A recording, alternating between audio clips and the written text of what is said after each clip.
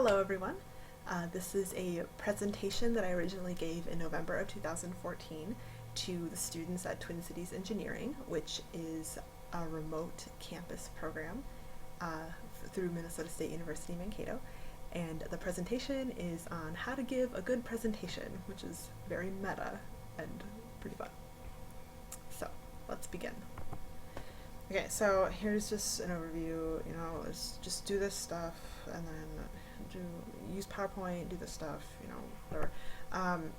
Here's some tips, look at them later. There's some more tips, whatever.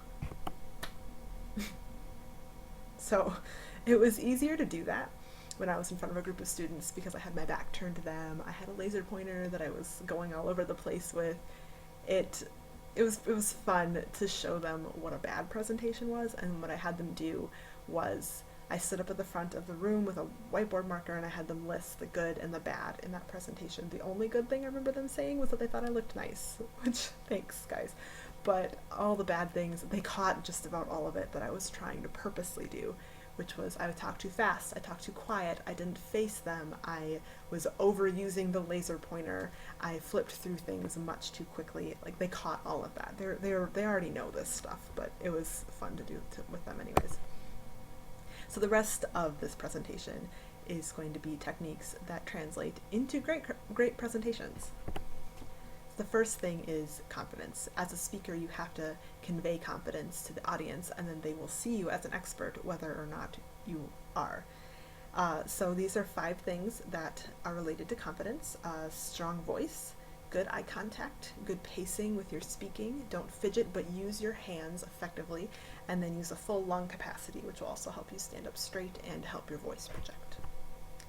A speaker's enthusiasm and passion is evident to the audience. This is just a funny Garfield cartoon that showed him trying to be excited about life. And then at this point in the presentation, I had a bunch of emotions written on slips of paper in a hat, and I had students come up and read, I think it was like the goals of the program, something super dry, in these different kinds of emotional voices. It was really funny. There was a kid that did creepy, someone did bored, and he was like throwing stuff all over the place. It was really well done. They really jumped on board with that, and that was very fun. Next thing is the audience will know whether you came prepared or not. They totally know. I've given enough presentations where you can definitely, I feel it. I feel that they're not listening because they're like, oh, well, she didn't really prepare, so what's the point? So really it is 90% what's in your head and only 10% what you're able to do. This is so important. You have to really assess your target audience. When I'm giving presentations to engineering students, I present things differently than when I'm presenting to my classmates in the Technical Communication Master's Degree program. And I also present differently than when I'm at work and I'm presenting training materials to clients who are trying to learn how to use a software system. Completely different audiences. You speak differently, you use different kinds of words. It's so important in order to give a good presentation. You need to really show your subject matter expertise. A good presentation is only effective if the audience understands the message. It's considered a bad presentation even if you're great, but the audience doesn't understand. That's not a good presentation. What you look like while you're presenting affects the audience. Presenting, and especially I'm an introvert, so for me presenting is like performing. I need warning. I need to be able to gear myself up to be in front of a group of people, and then I don't plan what I'm going to do, like with my hands and stuff. That all comes with how I'm talking, but I definitely am telling myself how I'm going to stand, when I'm going to point to the screen, when I'm going to ask them for stuff. I plan all of that because otherwise I wouldn't do anything. I would stand there like a lump, and you don't want that. So, and then also always plan to be one step above your audience. Again, it's different. That's where you gauge your audience. It's different when I'm presenting to students. They're in jeans and sweatpants. So sometimes I wear khakis. It's still one step above them, but it's not like I'm in a suit. But then when I'm on client site, that's when you wear the suit. Stories and humor allow some of their personality to shine through. I use comics. I'm much better laughing than trying to be super serious. So this is how I convey my personality, especially to the students. Uh, so I found this comic and thought it was pretty funny. Guy not really sure what he's presenting. Don't do this, but it's just sort of amusing. Make sure you have a rehearsed ending to your presentation. You don't want to just trail off. So, yeah, that's it. Like, you don't want that, and you definitely don't want to say that's all I have, because that will make it seem like if people ask questions, you might not know the answers. If you're going to open it up for questions, never end with that's all I have. Just say, do you have any questions that I can try to answer for you? You know, be open to that. So, but make sure, in any case, make sure you have an ending rehearsed and planned. Using visual aids to your advantage. So this is where I handed out, there were 3 or 4 infographics that when I was doing the bad presentation, I had them on the screen really quick. I actually handed these out to the students on handouts. So that was where I did this, and then the rest of this is going on and using more visual aids. So your PowerPoint, what is on the screen right now? It should not be a teleprompter. You should never be reading it.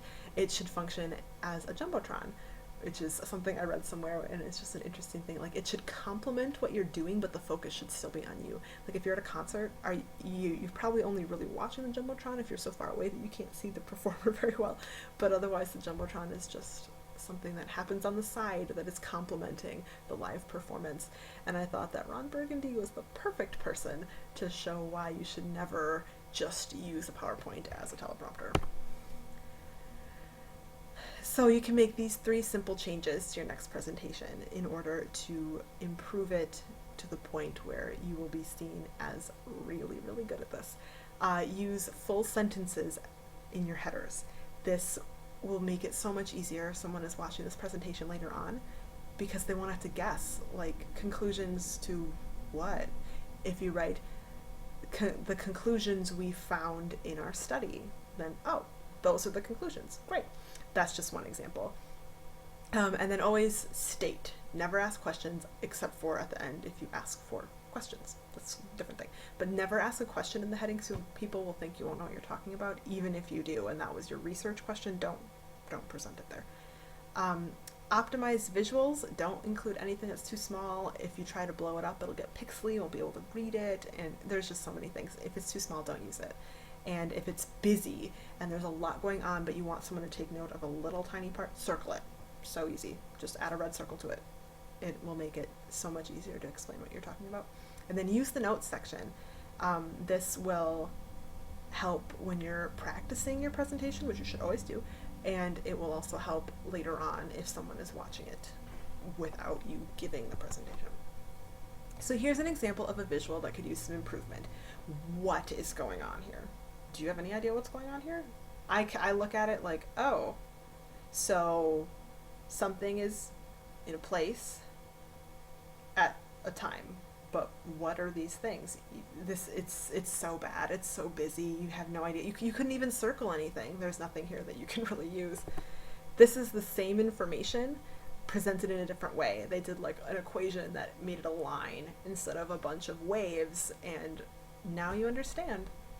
Now you see that, you know, frequency and mass are on opposite axes. Boom. Makes sense. Another example of a bad graph. What is happening here? You probably could figure this one out if you took the time to really look at it, but in a presentation, you don't want to have people ask you to go back, because that, well, first of all, it'll mess up whatever flow you have planned, but also to have them staring at this and trying to figure it out, that's not effective use of time or an effective presentation at all. They shouldn't have any questions. So in order to use this data, there you go.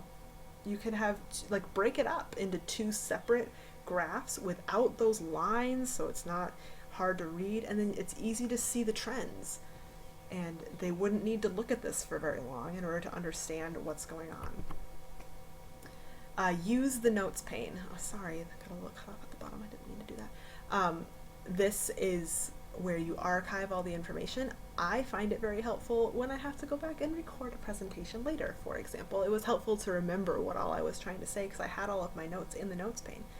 And it also is, say you're at work and you give a presentation and someone's sick and they want to see what you were presenting, send it to them. They'll have the notes there. They'll know what you were talking about. It's only beneficial to use that notes pane. It's never going to be in the presentation when you're giving it, but it will help you later if you need it. So at this point, I asked the students to reflect a little bit. I had them write down 2 things that you can change to show better confidence when you're giving presentations, and then what 2 things they can do to show mastery during a presentation to make it seem like they truly are that subject matter expert. So I gave them, I think it was like 5 to 10 minutes to do this, and then I concluded, I asked them for questions. Since I am just recording, I'm just going to say thank you so much for watching, and I hope you learned something about presentations and enjoyed how meta this was.